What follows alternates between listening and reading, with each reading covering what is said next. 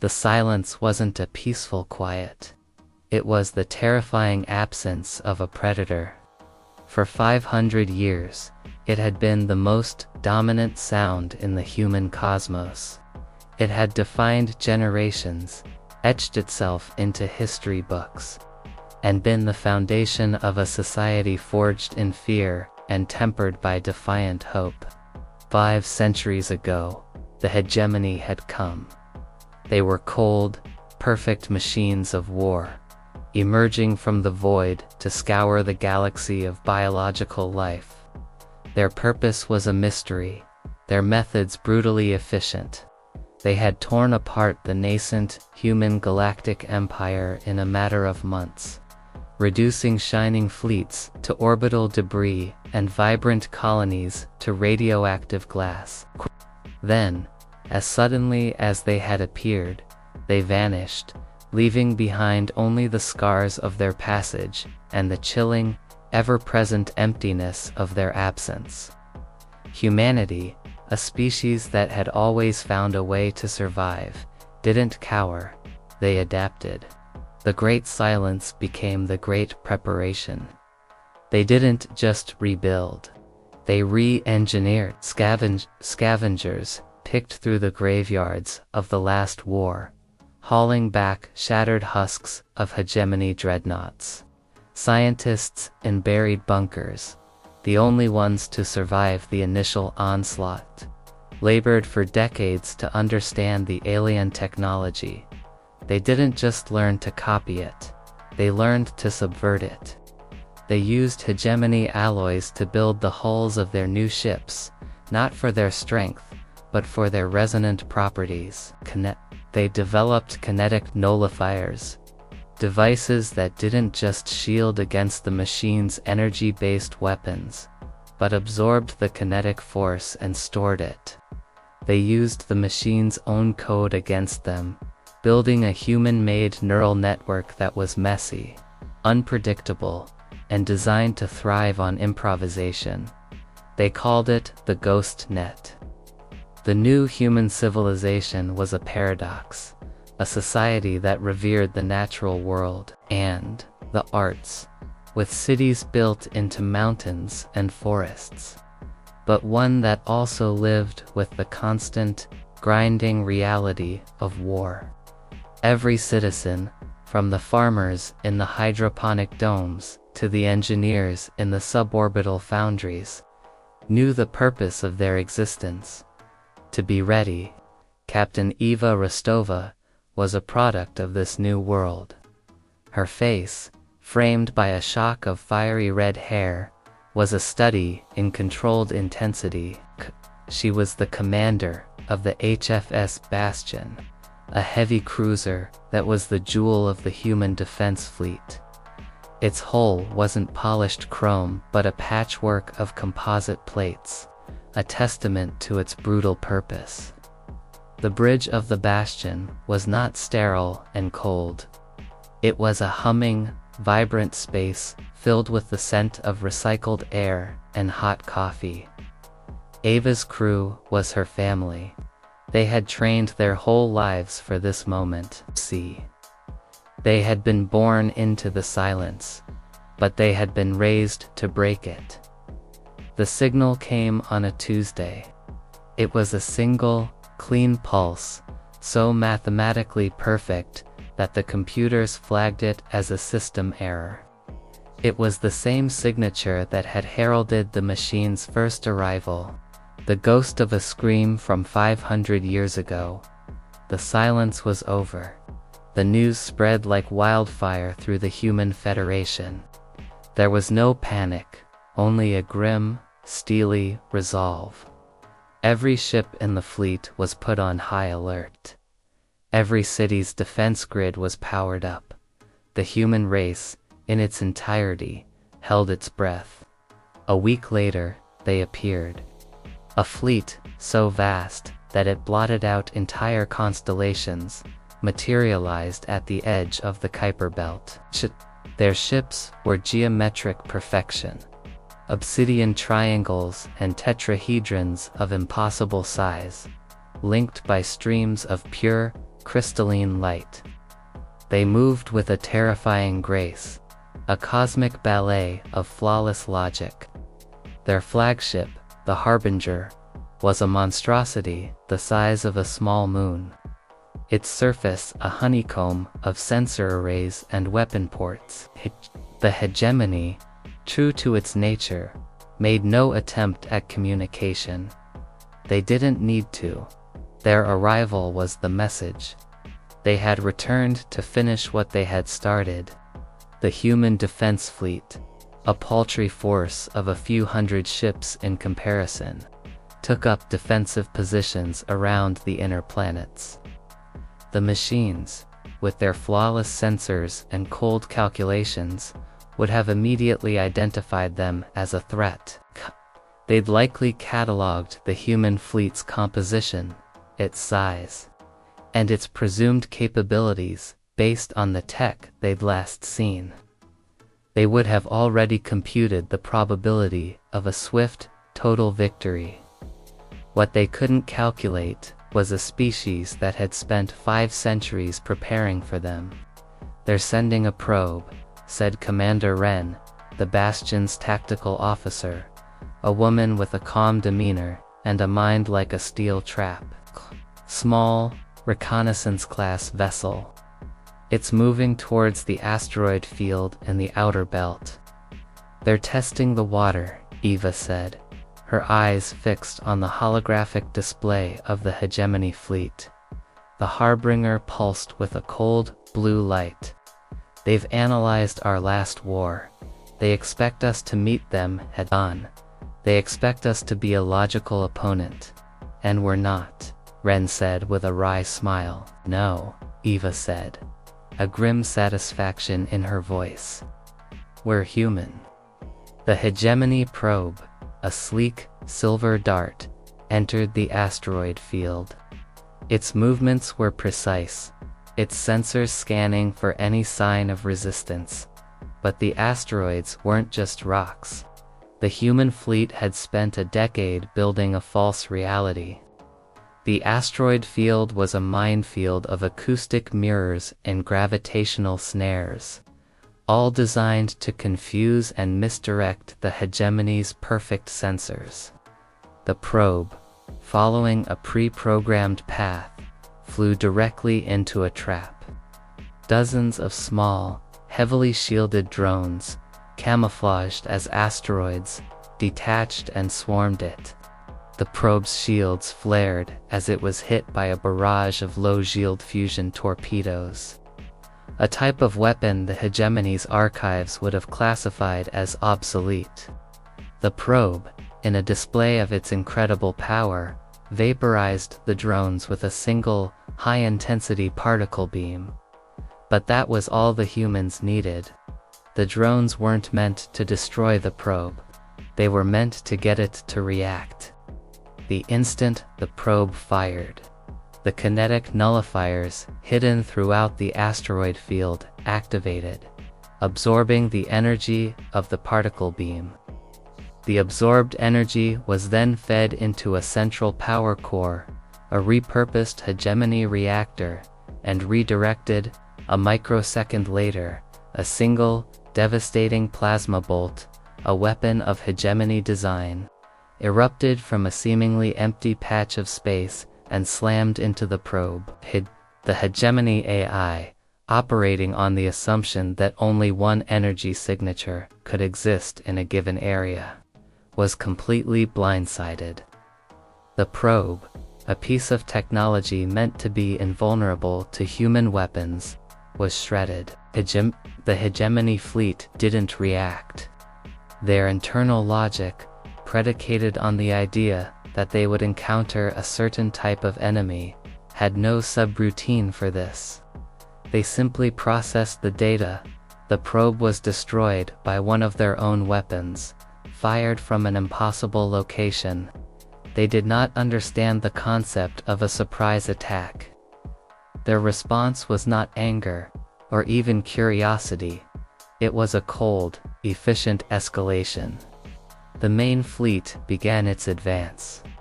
This was the moment humanity had been waiting for.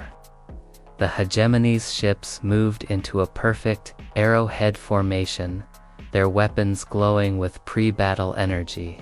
Their tactical computers had computed the most efficient path to the heart of the human solar system. They expected a static defense, a thin line of ships they would simply vaporize. What they got was a full-scale ambush. The human fleet didn't form a line. They formed a storm. The Bastion and 100 other ships emerged from the chaotic folds of the asteroid belt, their hulls resonating with a frequency that would drive a human mad. The resonant shielding, a technology reverse-engineered from hegemony derelicts, was a new kind of defense. It didn't block the particle beams. It diffused their energy, spreading it across the ship's hull and rendering it mostly harmless. "Open fire," Eva commanded, her voice calm and clear. The human ships didn't fire plasma bolts or laser beams. Tale of kinetic slugs, glorified railgun rounds that the hegemony's tactical data had classified as an obsolete and ineffective weapon. The hegemony's kinetic shields, designed to stop massive relativistic projectiles, easily deflected the rounds. This was the first part of the trap. The kinetic slugs were designed to be absorbed. The moment they were deflected, the kinetic nullifiers on the human ships absorbed the energy, converting it into a potent power source. The human ships, instead of depleting their own power, were charging their own shields and weapons using the hegemony's defensive mechanisms. "Now, let's show them what 500 years of thought looks like," Eva said with a smile. "Deploy the ghost net." From the human ships, thousands of small, almost invisible drones were launched. They didn't carry weapons. They carried a payload of pure, chaotic code. The hegemony AI, operating on a logical, predictable network, had no way to process this. The ghost net wasn't a virus. It was an information bomb. It created logical paradoxes, corrupted their clean data streams, and began to confuse their network. The hegemony ships, once a flawless ballet of destruction, began to stutter. Their targeting systems became erratic. Two massive battleships, unable to process conflicting commands from the GhostNet, collided in a spectacular fireball. The human fleet, now powered by the hegemony's own weapons, began a counteroffensive. They weren't fighting a war of equals. They were a swarm of hornets attacking a paralyzed beast. The kinetic nullifiers, now fully charged, unleashed a torrent of absorbed energy in a wave of redirected particle beams. The hegemony shields, designed to handle a frontal assault, buckled under the unpredictable, concentrated fire from multiple directions.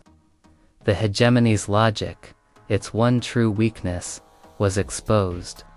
Its AI was a perfect system, but it was designed to fight in a predictable universe. It couldn't process a species that used deception and improvisation as its primary weapon. It couldn't understand why its own weapons were being used against it. It couldn't calculate the sheer, illogical brilliance of a species that had spent half a millennium planning for a single, desperate moment. The battle raged for hours. The hegemony, in its confusion, unleashed a wave of small, self-replicating drones. They were meant to overwhelm the human fleet with sheer numbers, but the humans, anticipating this, had a counter. The Ghost Net, now fully integrated into the hegemony's network, broadcasted a signal that turned the drones on their creators. The hegemony fleet was now fighting a civil war. The Bastion, damaged but still operational, was at the heart of the chaos. Eva stood on the bridge, her face streaked with grime, her eyes burning with an almost feral determination. She knew this was just the first phase. The hegemony would learn.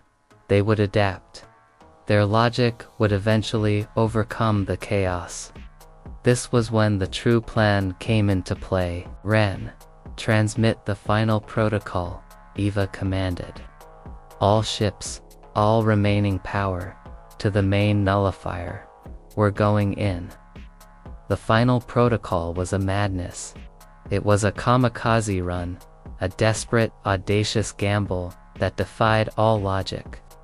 The human ships, in a final, defiant act, used their nullifiers to generate a massive, focused energy feedback loop of absorbed hegemony power, redirected at the Harbinger itself. The Harbinger, the heart of the hegemony, had never been damaged. Its shields were designed to withstand a supernova. It was the ultimate, logical weapon, a perfect fortress. But the human energy wave wasn't a weapon, it was a key. The wave, a chaotic symphony of corrupted hegemony energy, slammed into a specific, almost invisible port on the Harbinger's hull. It was a weak point that the humans had discovered 500 years ago on a hegemony derelict.